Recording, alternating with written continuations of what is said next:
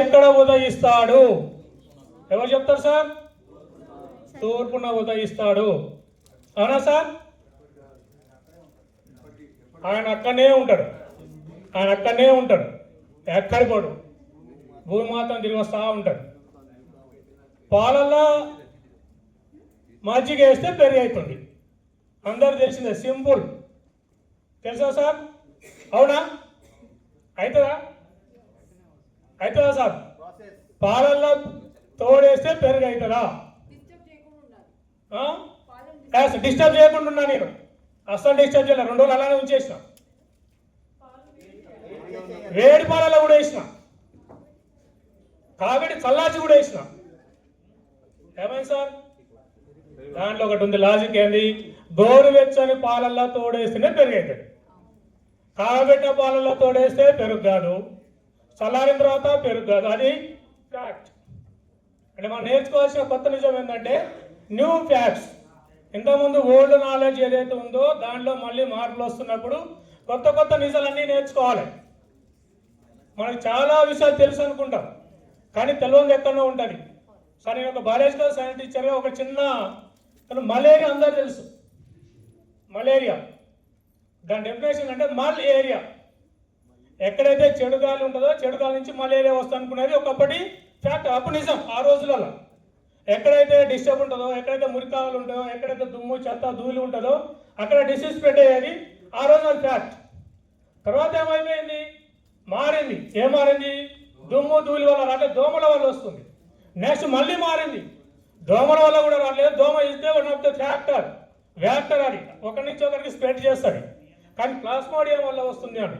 అంటే ఇక్కడ ఫ్యాక్ట్స్ అని ఏమవుతున్నాయి? మనకు మారిపోతున్నాయి. నెక్స్ట్ ఇంకో స్కిల్స్. అంటే స్కిల్స్ అనేవి కూడా మనం అడల్ట్ లెర్నింగ్లో అప్డేట్ కావాలి. ఫర్ ఎగ్జాంపుల్, ఒక 20 years బ్యాక్ నాకు చిన్నగా ఉన్నప్పుడు కంప్యూటర్స్ అప్పుడే వస్తున్నాయి. బ్యాంకులలో కంప్యూటర్లు పెడుతున్నారట, ఈ బ్యాంకులలో ఎంప్లాయ్మెంట్ మొత్తం కూడా పోతుంది అనేది కాన్సెప్ట్. కానీ పోయా అప్పుడున్న ఎంప్లాయీస్ ఏం చేశారు? స్కిల్ డెవలప్ చేసుకున్నారు. వాళ్ళు కంప్యూటర్ నేర్చుకుని వాళ్ళు స్కిల్ డెవలప్ చేసుకుని ఏమైంది? ఆటోమేటిక్గా ఆ జాబ్లో నిలదు. ఈ రోజు కూడా సార్ మనం రకరకాల స్కిల్స్ అనేవి నేర్చుకోవాలి. వాటిని మనం సాఫ్ట్ స్కిల్స్ అంటున్నాం. అప్పుడు ఏ రోజైతే మనకున్న స్కిల్ పనికి రాకుండా ఉన్నదో కొత్త స్కిల్స్ అనేవి నేర్చుకోవాలి. మాట్లాడే ఒక కళ ఇప్పుడు నేర్చుకుంటున్నాం మనం. మానవ సంబంధం అనేది ఒక కళ నేర్చుకుంటున్నాం. బిజినెస్ టిక్స్ అనేది ఒక కళ కొత్త నేర్చుకుంటాం. అప్పుడు ఉన్నటువంటి విధానాలు పనిచేయట్లేదు. ఇప్పుడు యాడ్స్ చేయాలంటే ఒక కళ. ఒక్కొక్క యాడ్ చూస్తుంటే మనకి ఏ రకంగా ఉంటుంది? యాడ్స్ నాకు చిన్న గుర్తొచ్చింది. 1980s కోల్గేట్ యాడ్ వచ్చాడు. ఏందా యాడ్? భారతదేశంలో ఉన్న వాళ్ళందరూ కూడా బొగ్గుతోటి ఉప్పుతోటి పండ్లు తోముకుంటున్నారు. వాళ్ళకు ఈ డెంటిస్ట్ ఈ పండ్లకు సంబంధించిన జ్ఞానం లేదు. మేము కోల్గేట్ ఇస్తాము, కోల్గేట్తో తోముకోమన్నారు. అప్పుడు మనం ఏం చేసాం? కోల్గేట్. కానీ ఇప్పుడు చూడండి యాడ్ ఏమొస్తుంది సార్? మీ పేస్ట్లో ఉప్పు ఉందా? మీ పోస్ట్గా ఇంకేంటిది?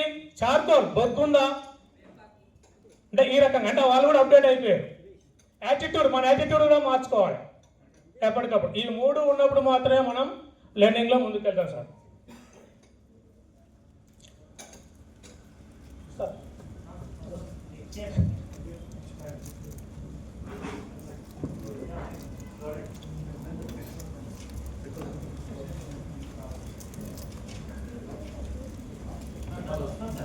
ఓకే ఓకే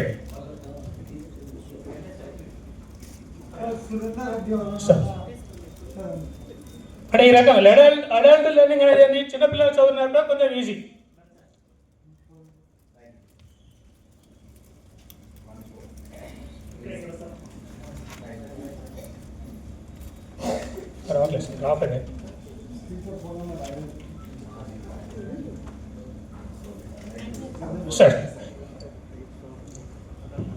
సరే, ఎవరు మరి అడల్ట్ లెర్నర్స్ ఎన్ని టైప్ ఉంటారు? Type of audience. అంటే మీరు రేపు ఇప్పుడంటే మేము ట్రైనింగ్ ఇస్తున్నాము, మీరు ట్రైనింగ్ తీసుకుంటున్నారు. రేపు ఈ ట్రైనింగ్ అయిపోయిన తర్వాత మీరు ట్రైనింగ్ ఇవ్వాలి, వేరే వాళ్ళు ట్రైనింగ్ తీసుకోవాలి. అలా ట్రైనింగ్ తీసుకునేటటువంటి వ్యక్తులు రకరకాలుగా ఉంటారు.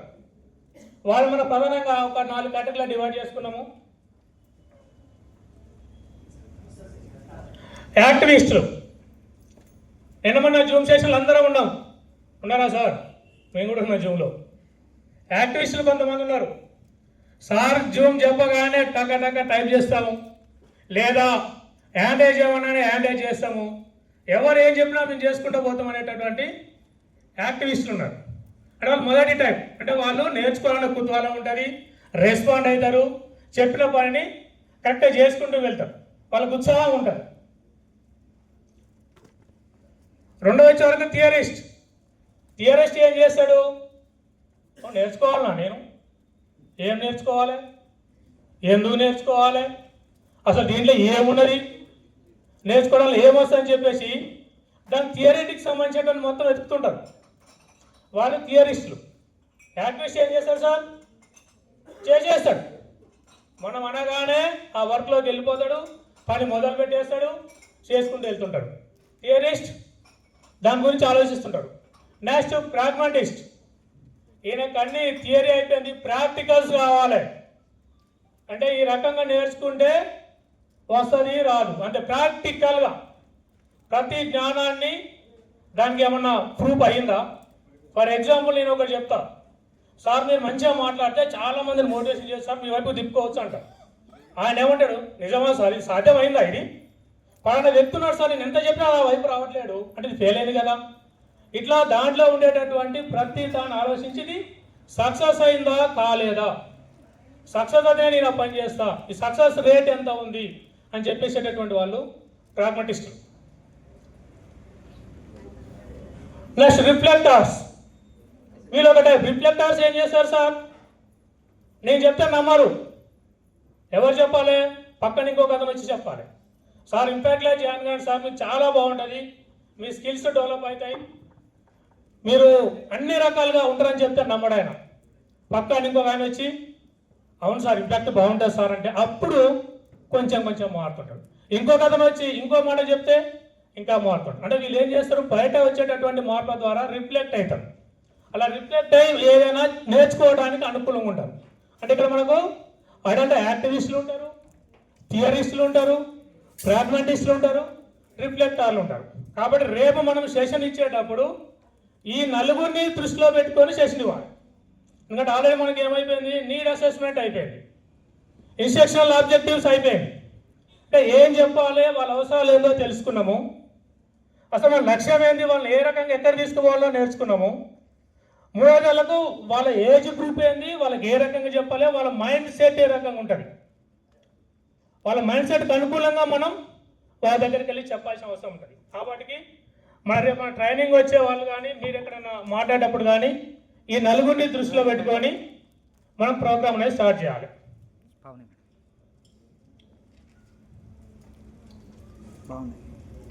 ఇంకోటి ట్రాన్సాక్షన్ అనాలిసిస్, ఇంకోటి కాంపెంటేటరీ క్రాస్. దాంట్లో మనకు వచ్చేటప్పటికి సార్ దీని ముందు ఇంకోటి ఉన్నది సార్.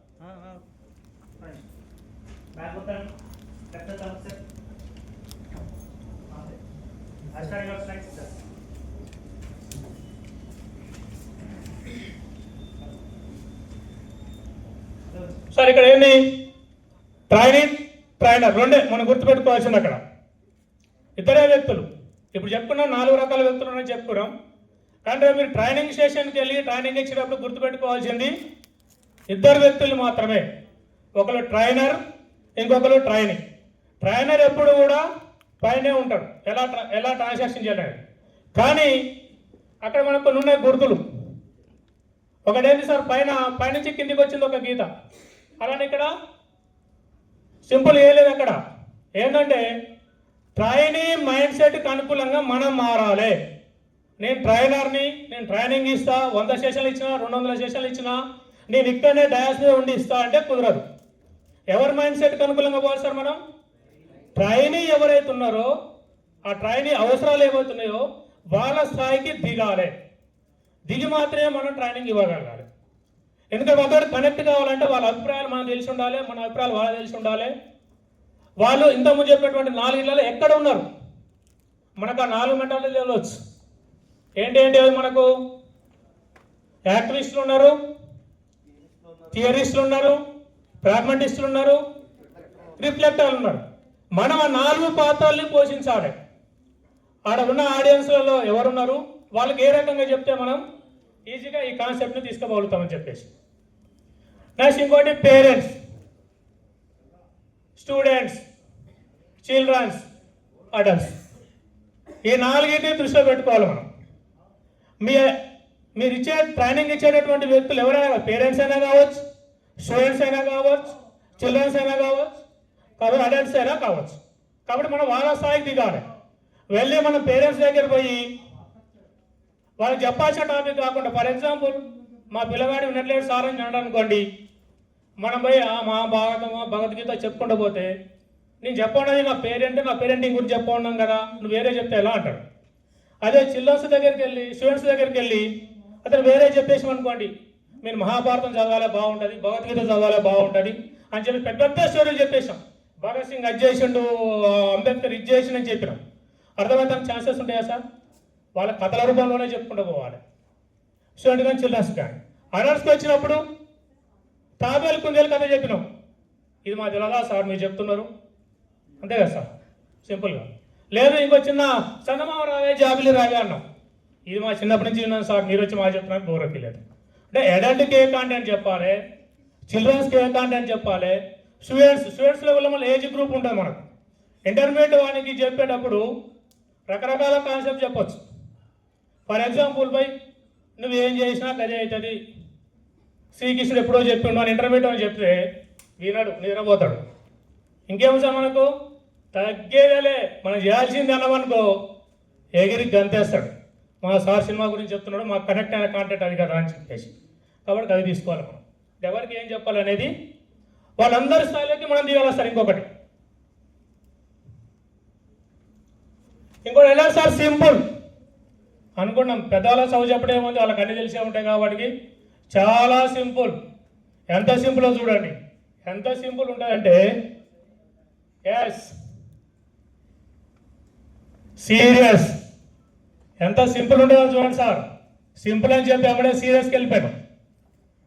ఎంత సీరియస్, ఇక్కడ మా కరుణాకర్ సార్ కూర్చున్న జూమ్లో ఇట్లనే సీరియస్గా ఉంటాడు, ఇక్కడ ఇట్లా ఉంటాడు. మాకు ఒకసారి చూడగానే భయం అవుతుంది, సార్ ఏం చెప్పలేదు సార్ ఇంత సీరియస్గా ఉంటాడు అని చెప్పేసి. కాబట్టి వాళ్ళ మైండ్ సెట్ ఏ రకంగా ఉందో మనం చూసుకోవాలి. Next intelligent.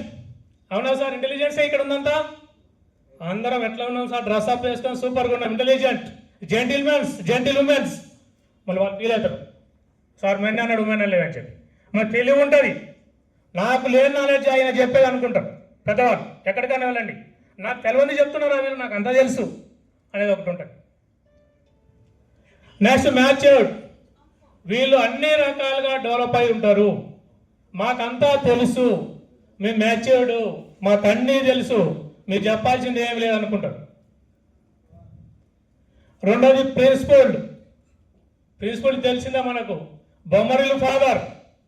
నువ్వు టై ఇట్లా పెట్టుకోవాలి, ఉదయం కూడా మీకు వచ్చి పెట్టినట్టుంది చాలా మందికి, టైలో పెట్టు. నాకు కూడా మా సార్ పెట్టారు, సార్ మీరు మంచిగా కట్టుకోలేదు. లేదు ఈ డ్రెస్సే వేసుకోవాలి. ప్రిన్సిపల్ అంటే ఇంట్లో లేచిన దగ్గర నుంచి పడుకునే వరకు రిస్ట్రిక్షన్స్ పెట్టే వాళ్ళు ఉంటారు పెద్దవాళ్ళు. చూడండి, మా ఇంట్లో కనుక ఒక పేరెంట్, ఒక నాన్న తాత ఎవరైనా ఉంటే, ఏమైందిరా 6 గంటలకు ఇంటికి వెళ్ళలేదు ఇంకా అంటాడు, నీ పనితో సంబంధం లేదు. ఏమైందిరా 4 గంటలకు లేవలేదు, ఈ ప్రిన్సిపల్. కాబట్టి అలాంటి వారు మన అడల్ట్లో అలాంటి వాళ్ళు కూడా ఉంటారు. Next learned. మీరు నేర్చుకొని ఉన్నాం, మా కొత్త నేర్పేది అనుకునే వాళ్ళు ఉంటారు. నెక్స్ట్ ఇంకా ఎక్స్పీరియన్స్. ఎక్స్పీరియన్స్ ఉంటుంది కదా సార్ అందరికీ, ఎంతో కొంత. మీకు ఎంత ఎక్స్పీరియన్స్ ఉందో మాకు తెలియదు. ఫర్ ఎగ్జాంపుల్ మీరు కార్ స్పీడ్గా తోలుతారు, మేము వచ్చేసి ఆ కార్ ఇది గేర్ సార్, ఇది బ్రేక్ సార్ అని చెప్పడానికి ఎలా ఉంటుంది మీకు? మన మహిళామూర్తులు వంట వండుతారు, వీళ్ళు పర్ఫెక్ట్ వంటలు వండుతారు. మేము పోయి మేడం ఫస్ట్ నూనె వేయాలి గిన్నెలో, నూనె వేసినాక పోపింజలు వేయాలి మేడం అన్నామనుకో, ఇదెక్కడ సబ్జెక్ట్ సార్ మాకు, మేము బిర్యానీలే చేస్తాం, బిర్యానీలు చేస్తాం అంటే అంత ఎక్స్పీరియన్స్ ఉంటుంది. కాబట్టి వాళ్ళ ఎక్స్పీరియన్స్ని కూడా గుర్తించాలి మనం, వాళ్ళకి ఏ రకంగా చెప్పాలనో చూసుకోవాలి. ఇంకోటి ప్రైడ్. ఎడా సార్ ప్రైడ్. మరి వీళ్ళకి ఎలా నేర్పాలి మనం? కూర్చోబెట్టి ఉదయం నుంచి చెప్తున్నాం, ఉంటారా సార్? కూర్చుంటారా?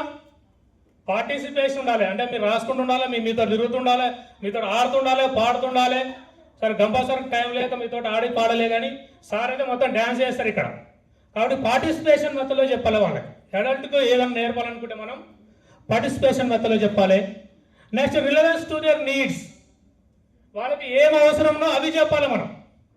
ఫర్ ఎగ్జాంపుల్ ఒక రియల్ ఎస్టేట్లో నేను బాగా మార్కెటింగ్ చేయాలనుకున్నాడు, అతను పోయి వ్యవసాయం ఎట్లా చేయాలని చెప్పినాం అనుకోండి, అవసరమా సార్ అనకని? ఆయన కావాల్సిన రియల్ ఎస్టేట్లో బిజినెస్ ఎలా చేయాలో, అగ్రికల్చర్ ఎలా చేయాలో నేర్పితే అంటే వాళ్ళకి ఏది అవసరం ఉందో దాని రిలవెంట్గా మనం కాంటెంట్ అనేది ఉండాలి. Next involvement. ఇన్వాల్వ్మెంట్ మీన్స్ మీరు చేస్తుండాలి, మనం కలిసి చేయాలి. మీ ఇన్వాల్వ్మెంట్ అనేది ఉండాలి. అంటే రేపు మీరు ట్రైనింగ్ ఇచ్చేటప్పుడు కూడా వాళ్ళని మీ వైపుకి ఇన్వాల్వ్ చేయాలి. నెక్స్ట్ ఇంకో డూయింగ్ ఫర్ లివింగ్, ఇదైతే అందరూ తెలిసిందే, మనం చేస్తేనే వాళ్ళు చేస్తారు.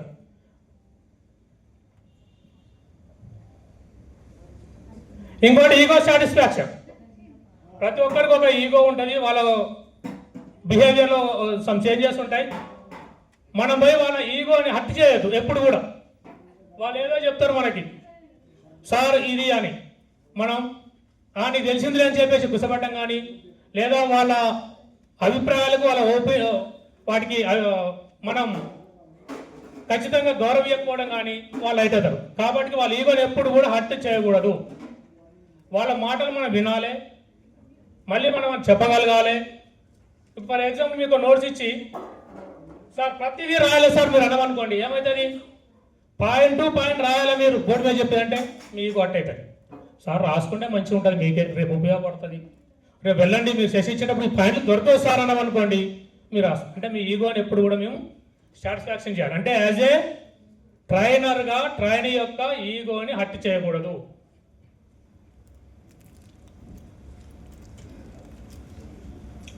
ఇంకోటి అడల్ట్.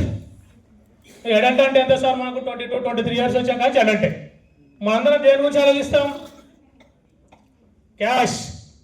ఎందుకంటే పైసలు లేకపోతే పెళ్లి కాదు, ఉద్యోగం లేకపోతే పెళ్లి కాదు, పైసలు లేకపోతే ఇంట్లోకి రానియరు, సమాజం గౌరవించదు.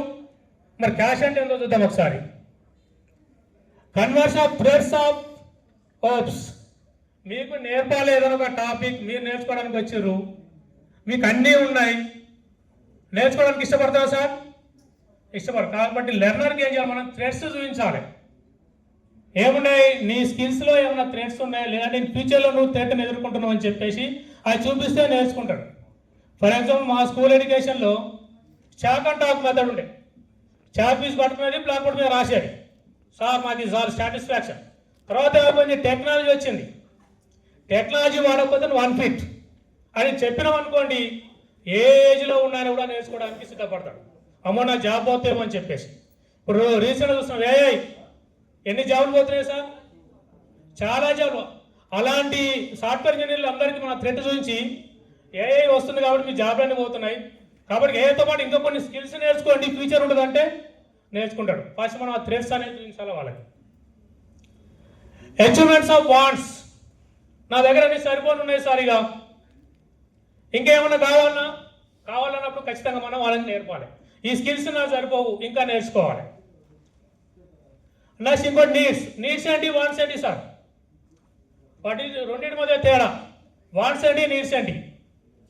నీడ్స్ అంటే మనకు అవసరం ఉన్నాయి, వాంట్స్ అంటే ఏంటి? కోరికలు, ఇంకా కావాలి. ఫర్ ఎగ్జాంపుల్ నేను 3 పూటలు మంచి అన్నం తింటున్నా, అది నా నీడ్, ఎందుకంటే తినకపోతే చనిపోతా కాబట్టి. నా వాంట్స్ అంటే నాకు చికెన్ బిర్యానీ కావాలి, నా వాంట్స్ అది. నాకు ఒక కారు ఉంది, నా ప్రయాణానికి నీడ్ అది. అలా కాదు, నా బెంచ్ కారే కావాలి, అది నా వాంట్స్. అంటే ఇక మన వాంట్స్ ఏంటి, నీడ్స్ ఏంటి అని చెప్పాలి.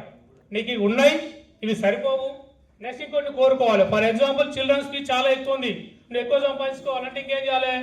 ప్యాసివ్ ఇన్కమ్, ఇంకో వర్క్ ఏదైనా చేయాలి, యాక్టివ్ ఒకటి చేసుకో. అలాంటివి చూస్తే అడల్ట్ నేర్చుకోవడానికి సిద్ధపడతాడు. Next handling their fears. వాళ్ళ భయాల్ని ఎలా హ్యాండిల్ చేయాలి? చాలామంది పెద్దవారు మనం చూస్తున్నాం, మనం చెప్పలేరు వాళ్ళు.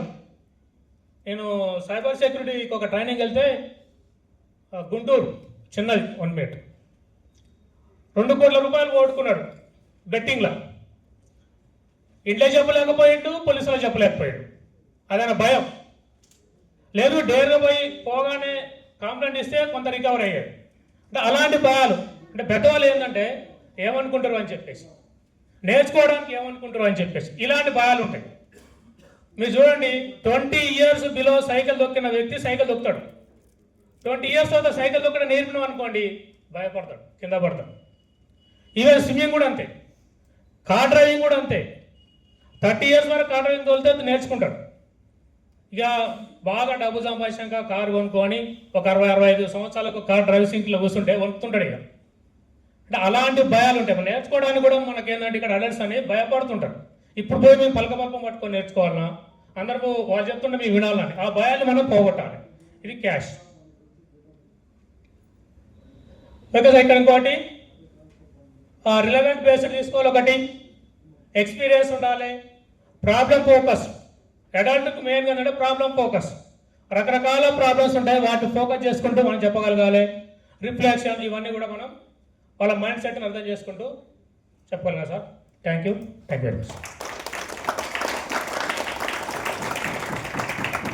Thank you sir. లేచి నిలబడి తప్పట్లు కొడతారు మన వాళ్ళు. Thank you sir, thank you very much. ఇది కదా డెడికేషన్ అంటే. 30 minutes అంటే 30 minutes లో సబ్జెక్ట్ కోచ్ చేశారు. ఇది ఒక స్పీకర్కి, ఒక ట్రైనర్కి ఉండాల్సిన quality. Thank you sir, thank you very much. అమ్మ ఒక మెమెంటో ఇవ్వండి అది సార్కి. Please come. Thank you madam. Srinivas సార్కి, స్వాతి మేడంకి, పవని మేడంకి, వీళ్ళందరికీ, అదే రకంగా భరత్ సార్కి, ప్రతి ఒక్కరికి పేరు పేరున. ఇది నా ఫస్ట్ ఆఫ్లైన్ సెషన్ సార్. జూమ్లో 2 సెషన్లు ఇచ్చారు. ఫస్ట్ ఆఫ్లైన్ మీ ముందరకు రావడం దీంతో starting. Thank you very much. First అని కాదు సార్, ఇదే ఆరంభం. అంటే రేపు వీళ్ళందరూ కూడా ఇలాగే వచ్చి మాట్లాడతారు కాబట్టి ఇక్కడ ఫస్ట్ లాస్ట్ అని ఏం లేదు. అందరినీ ప్రతి ఒక్కటి కూడా ఎక్స్పీరియన్స్ ఉన్నట్టుగా తయారు చేసే బాధ్యత మాది. And thank you very much. So ఒకసారి మనము మన సార్కి చిన్న మెమెంటో అది గౌరవించుకుందాం. మన రీజనల్ ప్రెసిడెంట్ ఆర్పి గారు, స్వాతి పబ్బ గారు, అండ్ మా జానకి రామరాజు గారు, అండ్ కోఆర్డినేటర్స్ పవన్ చంద్ర గారు, అందరూ మెంటార్స్ అందరూ కూడా ఒకసారి స్టేజ్ మీద రావాల్సిందిగా కోరుకుంటున్నాం. రామరాజు గారు ప్లీజ్ ఒక్కసారి జానకి రామరాజు గారు చేసిన మీదుగా ఒక చిన్న ప్రెజెంటేషన్ స్వాతి పబ్బ గారు, ఆర్పి గారు చూడండి ఒక్కసారి.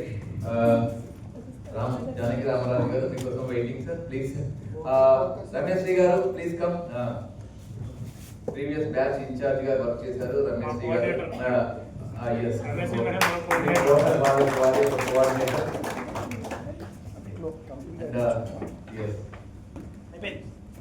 జానకి రామరాజు గారు చేతుల మీదుగా మన లీగల్ అడ్వైజర్ జానకి రామరాజు గారు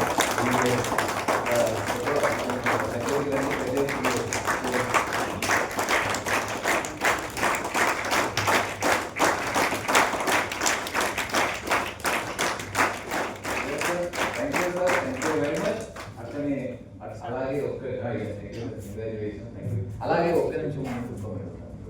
సో మనకు ఇంత అద్భుతమైన సెషన్ ఇచ్చిన మన జానకి రామరాజు గారు మన లీగల్ అడ్వైజర్ అని చెప్పారనమాట. మనకి మన ఇంపాక్ట్ సంబంధించి, ఐటీ సంబంధించి ఏమున్నా లీగల్ గా ఎక్కడ ఏ ప్రాబ్లం వచ్చినా మొత్తం చూసుకునే అద్భుతమైన వ్యక్తి.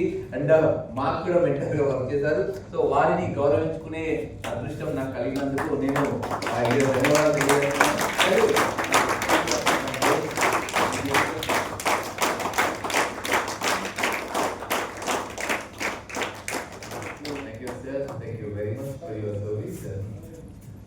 సాఫ్ట్వేర్లో బిజీ ఉన్నారని నేను పిలవగానే మన సెషన్ కోసం వచ్చి వారి విలువైన అమూల్యమైన సమయాన్ని అందించారు.